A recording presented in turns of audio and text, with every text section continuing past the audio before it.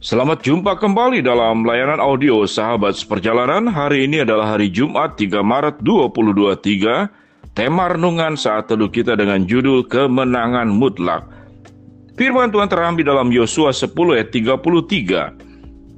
Lalu Horam, Raja Gezer, maju untuk membantu Lakis. Tetapi Yosua menewaskan dia dan rakyatnya, sehingga tidak ada seorang pun padanya yang dibiarkannya lolos. Mari kita berdoa. Bapa yang di dalam sorga, kami ingin belajar peperangan di dalam perjanjian lama adalah peperangan yang real dan nyata. Sementara kami yang hidup di dalam saat sekarang, kami sedang menghadapi peperangan demi peperangan yang harus kami menangkan. Dalam nama Tuhan Yesus kami berdoa. Amin. Shalom sahabat seperjalanan yang dikasihi Tuhan. Sewaktu kita melihat perjanjian lama, ada hal yang berbeda dengan perjanjian baru.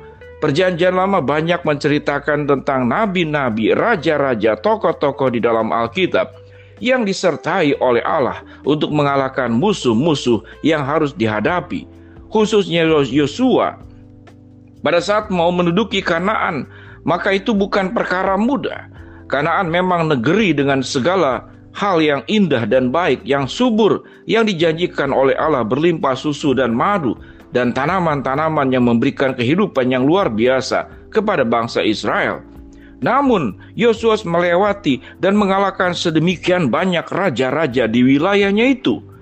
Ada Raja Hebron, Yarmut, Raja Gezer, Raja Debir, Raja Geder, Raja Arad, Raja Adulam, Raja Makeda, Raja Simron, Raja Yokneam. Itu hanya sebagian dari sedemikian banyak raja-raja yang ada.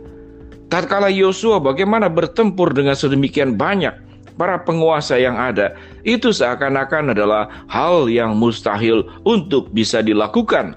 Sehingga tidak heran kalau ada 12 pengintai yang dikirim. Sebagian kemudian memberikan berita-berita yang memberikan sikap-sikap pesimis, dan mungkin dalam kehidupan kita pun sama. Berita-berita yang memberikan berita pesimis adalah mayoritas.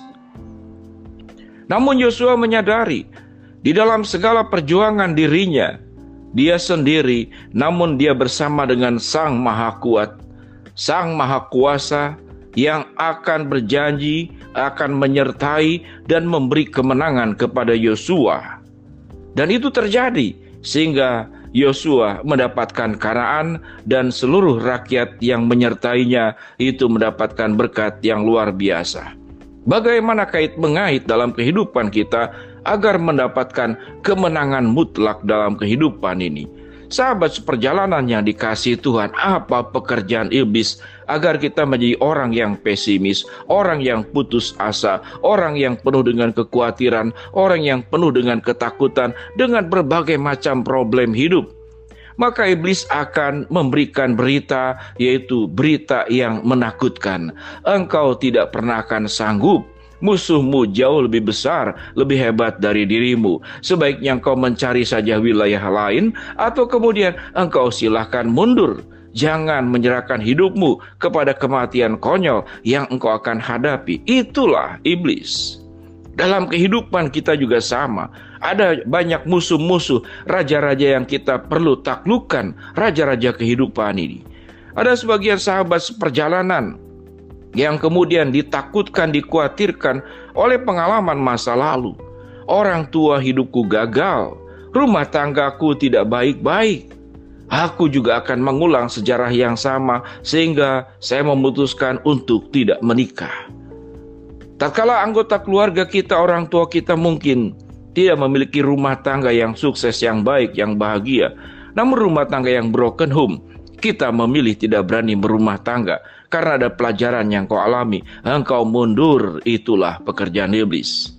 Demikian juga sewaktu kita mengalami sakit hati, kepahitan, karena pengalaman-pengalaman buruk yang terjadi, kita menyimpannya sedemikian rupa. Kemudian kita menjadi orang yang tidak pernah percaya kepada siapapun juga, bahkan tidak percaya mungkin kepada Allah. Engkau menjadi orang yang paranoid. Engkau menjadi orang yang mencurigai siapapun. Engkau sedang masuk dalam jebakan iblis, yaitu tentang semua raja-raja masalah yang menghampiri hidupmu. Demikian juga ada yang merasa saya bukanlah orang yang pandai, kemudian tetap menganggap dirinya bodoh. Dan karena merasa dirinya sebagai bodoh, dia tidak pernah punya kepercayaan diri bahwa dia bisa sukses dalam studi, dia bisa sukses dalam kuliah, dia bisa sukses dalam pekerjaan, dia bisa sukses untuk menggapai masa depan. Semua perasaan-perasaan negatif ini adalah sama dengan yang diberitakan oleh para pengintai yang diutus, yang seharusnya meyakini bahwa perjuangan ini adalah beserta dengan Tuhan yang Maha Kuasa dan Maha Kuat. Yang dikabarkan adalah musuh-musuh yang harus dihadapi sedemikian banyak, maka mundurlah engkau, tidak perlu engkau maju. Sahabat seperjalanan, berapa banyak di antara kita yang mengalami dan merasakan perasaan-perasaan seperti demikian? Maka ini adalah sebuah keputusan sikap. Apakah kita percaya bahwa bersama dengan Allah kita akan mengalami kemenangan mutlak, atau kita percaya kepada suara kegelapan bahwa engkau hidup akan jadi pecundang, engkau akan kalah dan mengalami kekalahan mutlak? Sehingga semua pikiran, semua isi hati kita adalah semua isi hati yang negatif. Apa yang terjadi tatkala semua isi negatif dalam pikiran dan dalam hati kita? Maka yang terjadi adalah keluh kesah, yang terjadi adalah menyalahkan keadaan, yang terjadi adalah kita mungkin memaki-maki, kita menjadi pribadi yang takut, pesimis, sakit hati, putus asa, bahkan mungkin dalam taraf yang berat kita ingin mengakhiri kehidupan ini. Sahabat seperjalanan, di tengah-tengah problem, di tengah-tengah raja-raja masalah yang menghampiri kita, ingatlah, ada Tuhan yang Maha Kuasa, ada Tuhan yang Maha Sanggup, ada Allah yang pasti akan memberikan kemenangan mutlak sewaktu engkau mengerjakan bagianmu seperti Yosua. Dan selebihnya engkau mengandalkan Tuhan, maka tidak ada yang mustahil dalam kehidupan ini. Karena di dalam pribadi Allah tidak ada kata semoga, tapi di dalam pribadi Allah ada kata yang pasti. Sewaktu Tuhan berkata, berjalanlah ke depan, aku menyertai engkau, aku tidak akan meninggalkan engkau, aku tidak akan membiarkan engkau, kelemahanmu aku akan lengkapi dengan kekuatanmu, kekuatan daripada aku sendiri sebagai Allah yang Maha Kuasa. Sahabat seperjalanan, mari kita belajar berjuang untuk merubah sebuah pola hidup, pola pikir, pola rasa yang dipenuhi dengan berbagai macam kekhawatiran, ketakutan. Kita bukan orang yang nekat. Tentu Allah pun Allah yang meminta kita mengerjakan bagiannya. Allah pun Allah yang memberikan hikmat bijaksana. Mana yang perlu engkau tempuh, mana yang engkau perlu perjuangkan, atau mana yang sahabat seperjalanan diminta untuk berhenti, untuk tidak melakukan. Petunjuk-petunjuk Allah yang akan menuntun kita, akan melangkah kemana, akan menaklukkan apa. Namun di atas segala-galanya ingatlah, sebagai anak-anak Tuhan, Tuhan menjanjikan memberikan kemenangan demi kemenangan. Apa yang terjadi pada Yosua, apa yang terjadi pada Daud untuk menghadapi Goliat, apa yang terjadi pada Musa menghadapi tantangan yang luar biasa. Namun Musa memang punya iman yang terkadang baik, namun terkadang juga kurang baik, sehingga dia tidak mendapatkan sebuah keistimewaan memasuki tanah Kanaan. Biarlah kita boleh mempercayai bersama dengan Allah, kita akan menjadi pemenang mutlak dalam kehidupan ini. Mari kita berdoa.